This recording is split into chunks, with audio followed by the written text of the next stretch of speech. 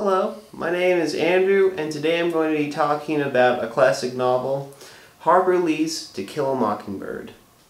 This story follows a young girl named Scout Finch and her experiences growing up in the South circa the 1930s.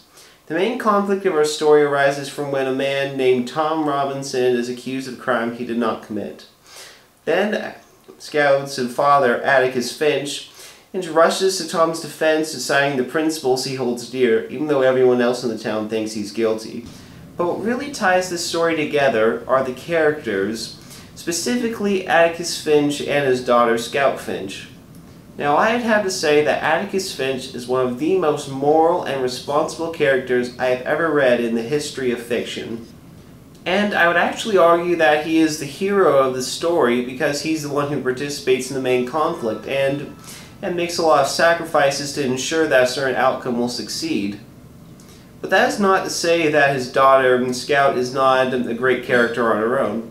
As a matter of fact, she is the heart of the story, as she is seen as the innocent, a child who's trying to make sense of all the chaos around her and form her own opinions around it. I feel that all the points I've been made can be justified by the trial scene alone, because this is the point where everything catalyzes and comes together. This is the conflict of our story finally reaching, its a conclusion, and let me tell you, it certainly is interesting. This is where Atticus truly comes alive, if you understand my meaning.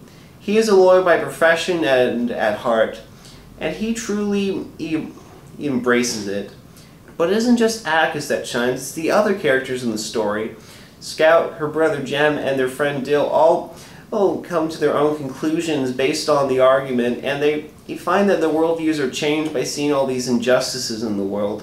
And the people of the town have to draw a line in the sand and decide which side they're coming on. The trial scene is what I feel to be the most iconic and influential part of the story, because it basically captures all the essence of what the story is about and introduces it in the trial scene, as well as having consequences the characters have to deal with, and new developments regarding how our three child characters, Jem, Dill, and Scout, sort of see the world, and you get to see Atticus at a rare point of defeat. I advise this novel, To Kill a Mockingbird, to anyone who wants to connect with a childhood sense of nostalgia. Get lost in a stylistic and tangible version of the 1930s South, analyze a plea for justice or inequality, or just want to read a well-written book in general. It was a classic when it was released and will continue to be a classic for years to come.